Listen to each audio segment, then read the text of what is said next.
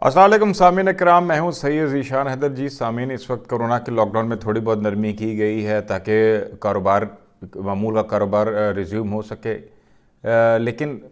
इस वक्त सूरत हाल माशी तौर पर हमारी इकनॉमिक सूरत हाल जो है वो बहुत खौफनाक है। फ्यूचर के अंदर उसके रिप्रिकॉशंस आने वाले हैं। जो लोग बड़े शहरों में रहते हैं, लाहौर में या इस्लामाबाद वगैरह या कराची में रहते हैं, वहाँ पर उसके असरात जो हैं वो थोड़े से कम हैं निस्बतन। उसके रीज़न मैं आपको बता दूं जी। चले लाहौर की अगर बात कर ली जाए तो लाहौर एक ऐसा शहर है जिसके ऊपर जो है मियाँ बरादरान ने बहुत इन्वेस्टमेंट की। तकरीबन सारे पंजाब के बजट के ज़्यादातर हिस्सा जो है वो लाहौर पे खर्च किया गया। इसी वजह से वहाँ पर बहुत फैसिलिटीज़ आई और उस पर तवज्जो भी ख़ास दी गई। डेफिनेटली वो आपका सूबाई दारुल हुकूमत भी था, तो पावर मशीनरी भी सारी वहाँ पर मौजूद होती थी। तो लोगों को जो जो लोग कंसर्न लोग होते थे, जो बिजनेसमैन होते थे या जिनके भी काम गवर्नमेंट के साथ पड़ते रहते थे, उनको यहाँ पर प्रॉपर्टीज़ चाहिए थी रहने के लिए, आना, घर रखना यहाँ पर, और अच्छा तालीम देनी है। अच्छे यूनिवर्सिटीज़ भी यहाँ पे बनाई गई ताकि बच्चों को तालीम देना तो या तो रेंट पे घर लें या यहाँ पे प्रॉपर्टी ख़रीद ली जाए। तो इस तरह से प्रॉपर्टी में भी बूम आया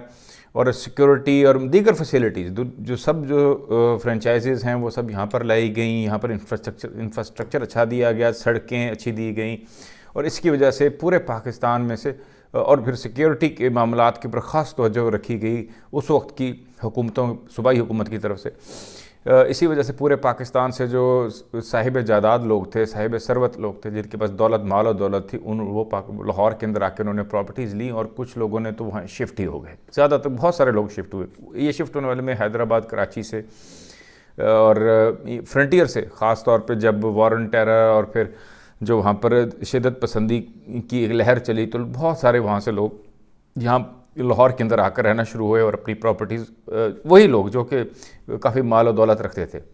अब ये वो लोग हैं जी कि जिनके पास इतनी दौलत ज़रूर है कि उनकी 3 पुश्तें भी आराम से बैठ के खा सकती हैं अगर वो कुछ भी ना करें। तो जिस शहर के अंदर इस किस्म के लोगों की इस किस्म के लोग रहते होंगे तो उनकी स्पेंडिंग तो कम नहीं हो सकती। फ़र्क पड़ता है जी, लेकिन कम नहीं हो सकती। उनके पास तो इतना सरमाया है कि वो उसी तरह शॉपिंग करेंगे। आप ये देख लें कि लाहौर के अंदर अगर कल ही आप लॉकडाउन खोल लें और चंद दिनों के अंदर लाहौर की गहमा गहमी वहीं पे वापस आ जाएगी। ये वही वजह है कि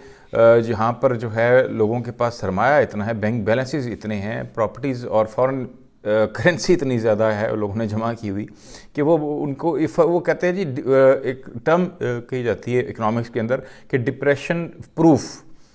लोग, तो उनकी बहुत बड़ी तादाद इन बड़े शहरों में मौजूद है, इस्लामाबाद में, कराची और बिलखुसूस लाहौर के अंदर। लेकिन जो कि दीगर शहर हैं जिस तरह मुल्तान, फैसलाबाद, सियालकोट, मतलब वो शहर जहाँ जो कि जिनके ऊपर निगाह करम उस वक्त की नहीं की गई हुकूमतों की तरफ से। अगर पंजाब की बात करें तो लाहौर के अलावा सब शहर ही, तो वहाँ पर हालात इतने अच्छे नहीं हैं, क्योंकि अब वहाँ पर जो लोग रहते हैं उनके पास जितनी सेविंग्स थी वो उन्होंने इस कोरोना की वबा के अंदर उन्होंने वो खर्च की। अब वो हैंड टू माउथ है जी। आप नोट करे होंगे कि आपके गिरदो नवाह के अंदर वारदातें बढ़ रही होंगी, लोग जो है डेस्परेट हो रहे हैं, लोगों के हालात बहुत बुरे हैं, और जो है उसके लिए हुकूमत वक्त को जो है वो बहुत सारे ड्रास्टिक मेजर्स करने होंगे। अभी तो अब बजट जब पेश होने जा रहा होगा तो आप देख लीजिएगा कि जो हालात दिखाई दे रहे हैं कि इस बार जो आपकी डेवलपमेंट का बजट है, जो हिस्सा डेवलपमेंट के लिए मुख्तस होता है, वो भी निकालना बड़ा मुश्किल हो जाएगा। यहाँ तक कि नॉन डेवलपमेंट जो है, तनख्वाहें वगैरह और वगैरह दूसरी जो अखराजात हैं, उसके लिए बजट बनाना भी मुश्किल हो सकता है। और हम इतना कर्ज़ भी इतना ले चुके हैं कि कोई हिसाब ही नहीं है, रिकॉर्ड कर्ज़ ले चुकी है ये हुकूमत। तो हालात बहुत बुरे हैं जी, अल्लाह बेहतर करेगा। सिर्फ यही हम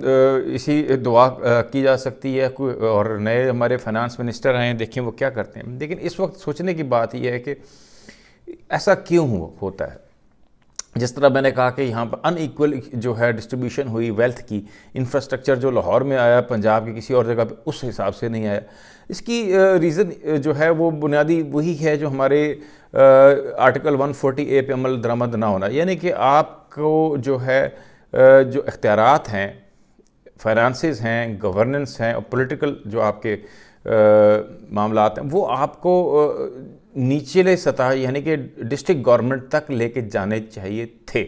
اور جب تک وہ نہیں ہوں گے تب تک جو ہے آپ کی جو بھی حکومت آئے گی، جو بھی چیف منسٹر ہوگا اور جس علاقے سے وہ بلانگ کرے گا، وہ سارے فنڈز وہاں پہ ڈائیورٹ کر دے گا اور اسے کوئی پوچھنے والا نہیں، اس کے پاس پورا اختیار ہے۔ تو اگر اس کو ہم نے ٹھیک کرنا ہے، یہ سب سے ضروری اہم کام تھا جو پی ایم ایل این کو کرنا چاہیے تھا، انہوں نے نہیں کیا، اور اس حکومت نے تو بہرحال سب کچھ ریورس کر کے رکھ دیا، یہاں تک کہ بھی حالیہ آرڈرز بھی آئے کورٹس کی طرف سے بحال کرنے کے لوکل گورنمنٹس، لیکن اس پہ بھی کان نہیں دھرا گیا۔ اس کی ریزن کیا ہوتی ہے جی؟ دیکھیں، پہلے میں آپ کو بتا دوں اس کا فائدے کیا ہوتے ہیں۔ لوکل گورنمنٹس جو ہوتی ہے، آپ کی شہر کے آپ ایک ناظم ہوتے ہیں، کونسلرز ہوتے ہیں، وہ آپ سے ووٹ لیتے ہیں، ان کو آپ جانتے ہوتے ہیں، آپ کے گلے محلے علاقے میں رہتے ہوتے ہیں، آپ انہیں پکڑ سکتے ہیں، وہ شفٹ نہیں ہو جاتے۔ مثلا کہ آپ دیکھ لی کہ ایم پی ایز جو ہیں وہ اگر سپوز پنجاب کے کسی سدرن پنجاب سے ہیں فار ایگزامپل، تو وہ جب وہ جیت جائیں گے تو اس کے بعد اگر وہ منسٹر بن جاتے ہیں تو تب بھی وہ لاہور میں آ کے بیٹھیں گے کیونکہ یہاں پہ ان کا سیکریٹریٹ ہوگا، اور اگر وہ ایم پی ہیں تب بھی انہوں نے جو ہے وہ اس میں اسمبلی کے اندر بیٹھنا ہے، اٹینڈ کرنا ہے، تو ان کو وہ بھی لاہور میں پائے جائیں گے۔ تو کیا ہوگا، ان کے پیچھے ان کے نمائندے ہوں گے، ان کے بچے یا بیٹے، دوست، بھائی، وہ بیٹھ کر وہ سنیں گے، اگر وہ کوئی ایسے ہوئے ان کے پاس، یا منشی وغیرہ آپ کے مسائل سنیں گے، لیکن آپ انہیں ڈائریکٹ اپروچ نہیں کر سکتے، آپ کو اپروچ کرنے کے لیے لاہور آنا پڑے گا۔ دوسری صورت میں اگر آپ یہ لوکل باڈی سسٹمز جیسے کہ مشرف دور کے اندر کیے گئے، اس کے اوپر کام کیا جاتا، دیکھیں یہ نہیں ہوتا کہ اگر ایک آمریت کے دور میں کوئی اچھا کام ہوا تو اسے بھی برا کہا جائے، نہیں، یہ غلط بات ہے۔ اگر اس دور کے اندر یہ چیز اچھی ہوئی، لوکل باڈیز کو سٹرونگ کیا گیا، تو اس کو اپریشیٹ کرنا چاہیے۔ ہیونگ سیڈ دیٹ، تو لوکل باڈیز کا یہ فائدہ ہوگا کہ جیسے میں عرض کر رہا تھا کہ آپ کے جو گلی محلہ کے کونسلرز ہیں ان کے پاس اختیارات بھی ہوں گے، آپ نے نقشہ اپروو کروانا ہے، آپ نے کوئی اپنا گلی محلے کا کام کروانا ہے، آپ کا کوئی لا اینڈ آرڈر کا ایشو ہے، اور پھر لا اینڈ آرڈر کے جس طرح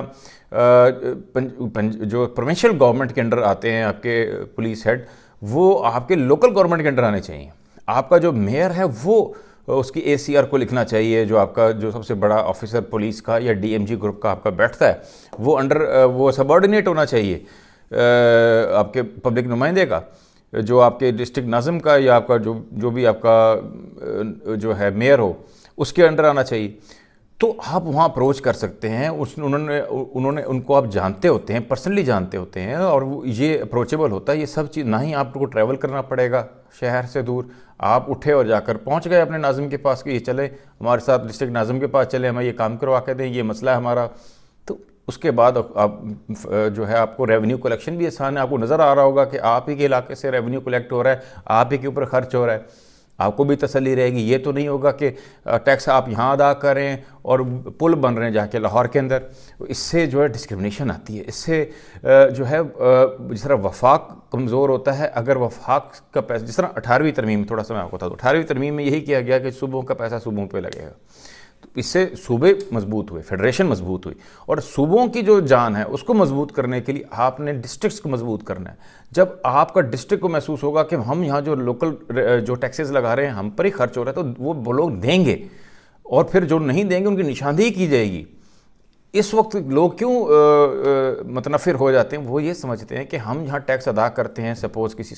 دور دراز علاقے کے اندر ہم سے ٹیکس لیا جاتا ہے، خرچ تو جا کر کہیں اور ہونا، کہیں اور کی سڑکیں بننی ہیں، کہیں اور پل بننا ہے، تو ہمارے کام کہاں آئے گا، یا کہیں اور بڑے صاحب کے تنخواہ میں چلے جائیں گے۔ تو اس طرح کی جو معاملات جب ہوتے ہیں، لوگ ڈس ایلیجنڈ ہوتے ہیں، لوگ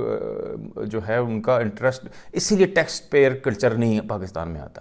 اگر یقین ہونا شروع ہو جائے، اگر عوام کو یقین ہو جائے کہ ہم جو ٹیکس پے کر رہے ہیں ہم پہ خرچ ہوگا، تو یقین جانیے بہت سارے لوگ جو ہے وہ ٹیکس دینا چاہتے ہیں۔ وہ کون انسان ہوگا جو اپنا نقصان چاہتا ہے؟ ہاں، اگر آپ کسی سے پیسے لیں، اس کی محنت کی کمائی میں سے ٹیکس لیں اور خرچ آپ جا کر کسی اور جگہ کر دیں، اتنی دور جگہ کر دیں،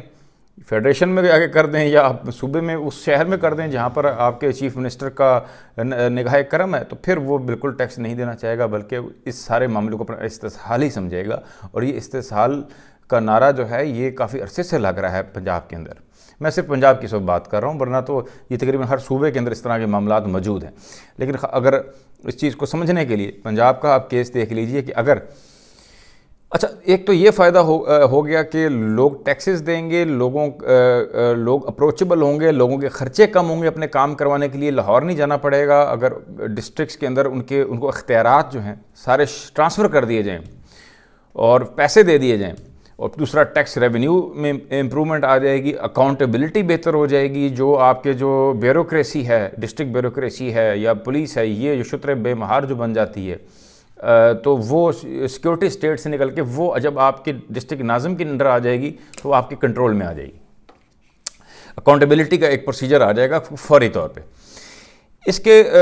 یہ تو ایک ایلیمنٹ، پھر اس کا ایک تھوڑا سا بڑا ایلیمنٹ بھی ہے۔ آپ جو جمہوریت کے چیمپئن ہماری کچھ جماعتیں بننا چاہتی ہیں اور وہ کہتی ہیں کہ ہم پل باندھنا چاہتے ہیں غیر جمہوری اقدامات کے خلاف، اب دیکھیں جی اس میں ایک لاجک ہے، آپ سمجھیے، یہ بڑی اہم بات ہے۔ وہ یہ ہے کہ جب بھی کوئی طالع عزم آتا ہے تو وہ کچھ چند سو لوگوں کو اس نے کنونس کرنا ہوتا ہے اور وہ آرام سے آ کر قابض ہو جاتا ہے، کچھ لوگوں کو توڑ لیتا ہے، کچھ لوگوں کو دبا لیتا ہے، کسی کا بازو مروڑ دیتا ہے، کسی کو رشوت سے، کسی کو کس طریقے سے وہ اپنے مقصد کے لیے استعمال کر لیتا ہے، کیونکہ چند اسمبلی ہیں جی، MNA کی چند سیٹیں، چند سو سیٹیں ہیں، ان میں سے آپ نے صرف میجورٹی کو ہی قابو کرنا ہے۔ لیکن جب اختیارات آئین کے چلے جاتے ہیں نیچے کی طرف تو پھر ہزاروں کونسلرز ہیں، لاکھوں تو نہیں کہیں گے، تھاؤزنڈز کونسلرز ہیں، سب کے پاس اختیارات ہیں، اتنے ڈسٹرکٹ، ہنڈریڈز میں ڈسٹرکٹ ناظمز ہیں،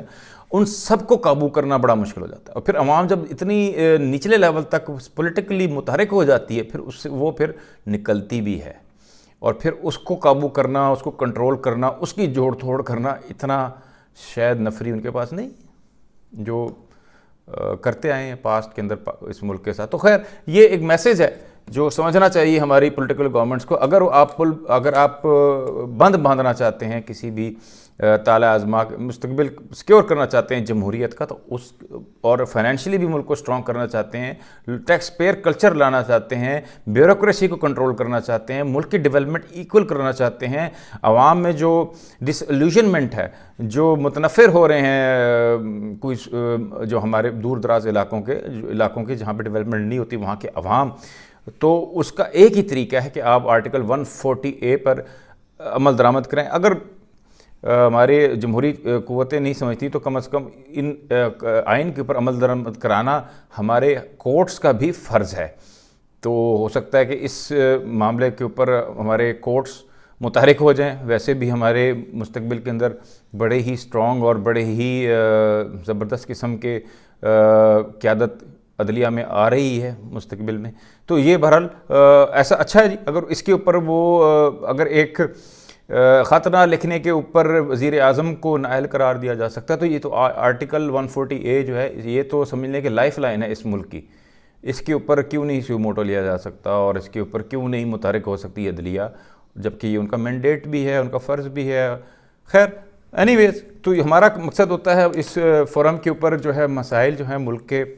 ان کا سولوشن دینا، اور وہ کیوں ہوئے اور وہ کیسے فیوچر میں اوائڈ کیے جا سکتے ہیں۔